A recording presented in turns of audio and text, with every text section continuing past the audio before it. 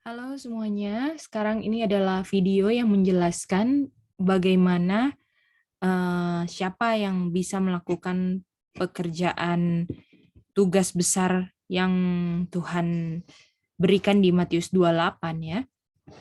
Kalau kita lihat di Matius 28, di situ Tuhan memberikan perintah besar kepada murid-muridnya bahwa untuk pergilah kamu, ajarlah dan baptiskan orang-orang.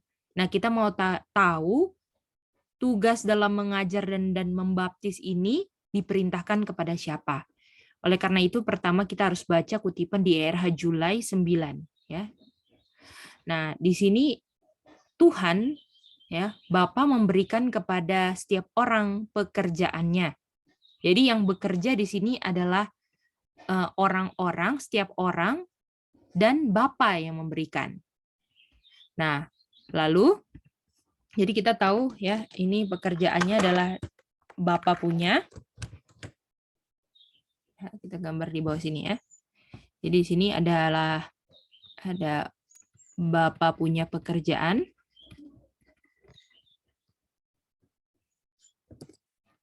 Bapa punya work, dan ini dilakukan oleh setiap orang. Oke? Nah, lalu kita baca lagi. Kenapa minister-minister, pendeta-pendeta, ataupun pegawai conference tidak menyadari fakta ini? Ya. Jadi minister-minister, pendeta-pendeta, dan para pegawai conference ini tidak memanfaatkan talenta setiap orang untuk bisa bermanfaat untuk mengerjakan pekerjaannya Bapa. Itu dia ya. Jadi di sini ada pendeta plus pegawai pekerja conference ya. Jadi kita pakai pekerja conference.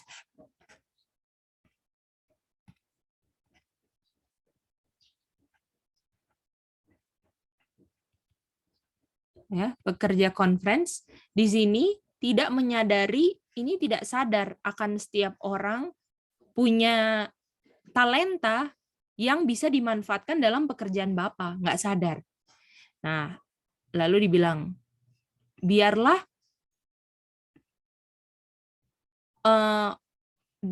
anggota-anggota gereja bangkit. Biarlah anggota-anggota gereja ini, ya, setiap orang selain minister dan pegawai atau pekerja conference, mereka membantu ya, di sini membantu pekerjaan pendeta-pendeta dan memperjuangkan untuk menyelesaikan pekerjaan Bapak ini. Ini dia. Oke, jadi di sini kita bisa lihat kita sampai sini dulu nih. Kita nanti copy di bawah sini. Ya. Jadi ini nggak sadar ya, tidak sadar akan pekerjaan setiap orang gitu. Ya. Nah, lalu kita lanjut lagi berikutnya di sini ya.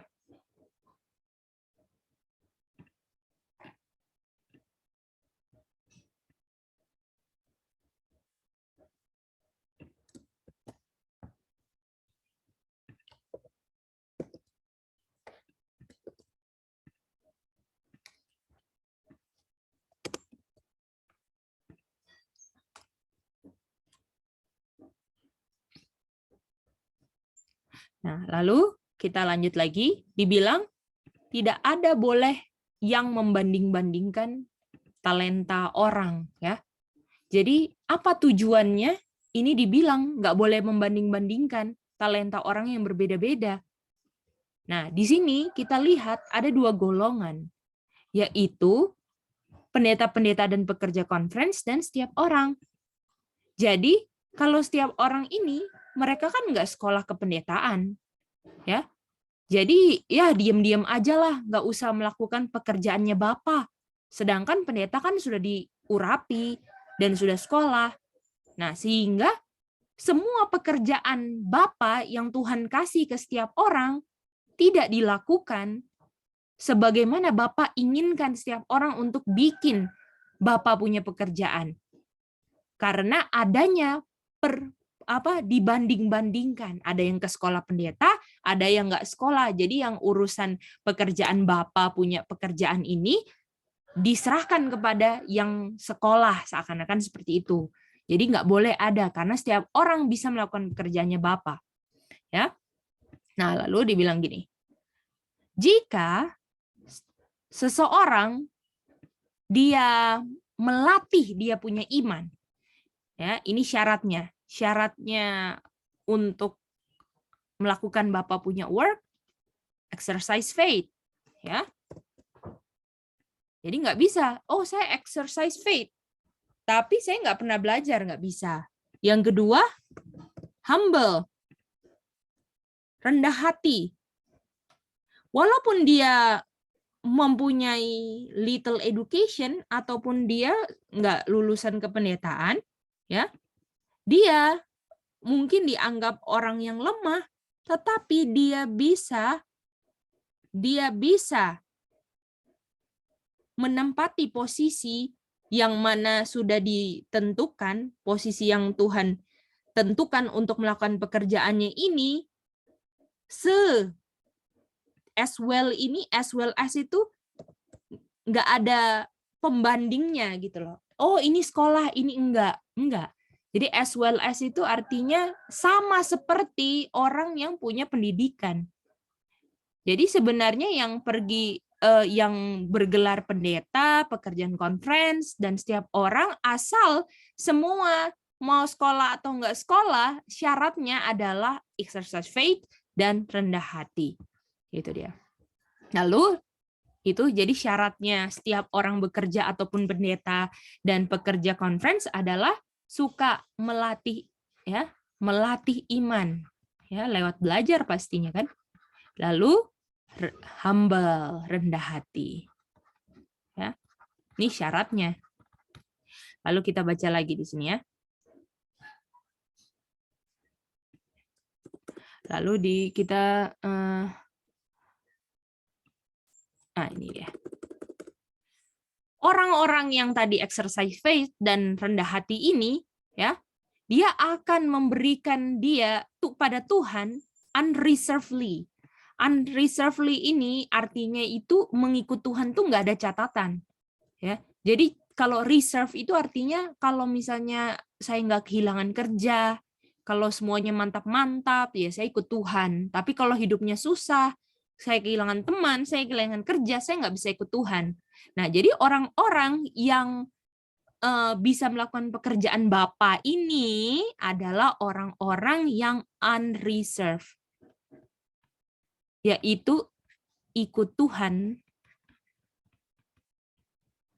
tanpa catatan. Nah, ini penting. Jadi orang-orang yang mau ikut Tuhan dengan catatan nggak bisa melakukan pekerjaan yang Bapa berikan. Lalu dibilang, dan orang yang unreservedly itu selalu kehendak Tuhan yang jadi itu kan, ya. Dan orang ini akan mengikuti gerakan Roh Kudus, ya. Dan ini dia kualifikasi yang paling mantap, ya, yang bisa diterima dalam pekerjaan untuk Tuhan kita. Ya, jadi kita lihat di sini bukan title, gelar yang Tuhan butuhkan untuk melakukan pekerjaan Bapa, tetapi orang-orang yang memang ikut Tuhan itu nggak ada catatannya, memang ikut kehendak Tuhan dan selalu latih imannya, selalu rendah hati. Ini adalah kualifikasi yang paling baik, ya. Lalu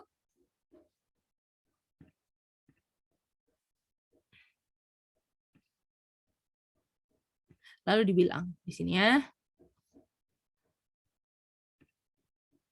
Nah, Tuhan akan menginspirasi orang-orang yang tidak punya posisi yang bertanggung jawab, dan kita tahu posisi-posisi yang bertanggung jawab itu orang-orang yang bergelar, ya. Lalu dibilang sini, jika ya Tuhan jika ini pendeta-pendeta ataupun orang-orang yang di posisi bertanggung jawab ini ya, ini semua akan disingkirkan ya oleh Tuhan, dan biarlah Roh Kudus yang akan dibilang di sini akan menggerakkan pikiran-pikiran orang-orang awam ini. Ya. Jadi walaupun ini orang-orang awam ini nggak pernah lulusan sekolah tertentu, tetapi karena dia memiliki kualifikasi yang terbaik tadi, yang selalu kehendak Tuhan yang jadi, yang suka latih iman, yang rendah hati, Roh Kuduslah yang akan gerakan pikiran orang-orang ini dan akan membuat orang-orang yang di posisi bertanggung jawab, pendeta-pendeta, nggak bisa menghalang-halangi orang-orang ini untuk melakukan pekerjaan Bapa. Lalu Bapa sendiri yang akan menuntun mereka untuk apa yang harus mereka lakukan. Ya. Dan mereka akan punya kebebasan untuk membawa semua yang diperintahkan oleh Roh Kudus. Ya. Oke. Nah, jadi ini yang paling penting ya. Yang paling penting ini adalah bahwa Tuhan akan pakai orang-orang yang tidak ambisi, ya, yang tidak terikat, yang mau melakukan kehendak Bapa, ya, yang bukan orang-orang yang mempertahankan jabatannya. Nah, untuk melakukan siapa tadi?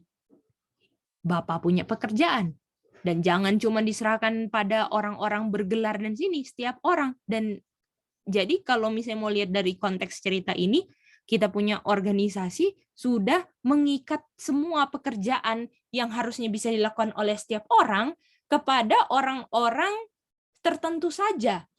Ya, yang di sini konteksnya adalah yang bergelar, sehingga di sini adanya pembandingan, dibanding-bandingkan talenta orang. Oh, saya nggak lulusan kependetaan, berarti saya nggak bisa jelaskan ini. Itu salah. Padahal setiap orang bisa lakukannya. Lalu kita ke kutipan berikutnya di sini.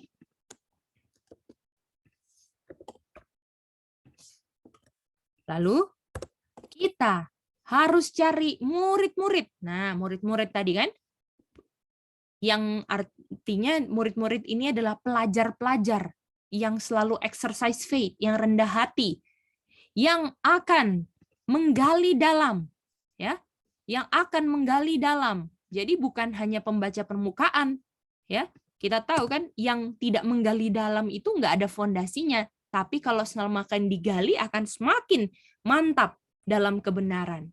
Lalu menggali dalam firman Tuhan, dan bukan hanya menggali-menggali saja, tetapi akan menyesuaikan hidup mereka sesuai dengan hasil penggaliannya. Ya, jadi bukan cuma belajar, tetapi membuat pelajarannya menjadi kehidupannya. Nah, lalu kita lanjut lagi. Jadi inilah yang poin penting. Jadi ada di sini kita lihat ada murid-murid.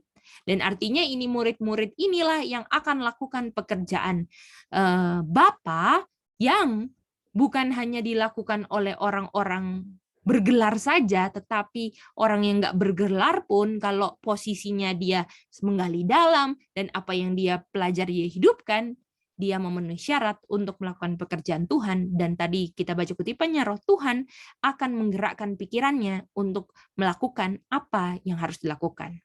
Lalu dibilang, biarlah pendidikan ya diberikan kepada murid-murid ini, ya, sehingga dapat ini ya, ini pendidikan ini dari sini berarti. Biarlah pendidikan diberikan sedemikian rupa untuk membuat mereka layak, ya, dikonsentrate, jadi dikhususkan, ya, dikuduskan. Dan ini ada orang apa? Laki-laki, young men, dan young woman. Laki-laki dan perempuan. Sehingga bisa pergi, ya, selaras dengan perintah besar itu. Disuruh apa perintah besar di Matius 28? Ya, Pergilah, ajarkan mereka segala bangsa dan baptiskan mereka.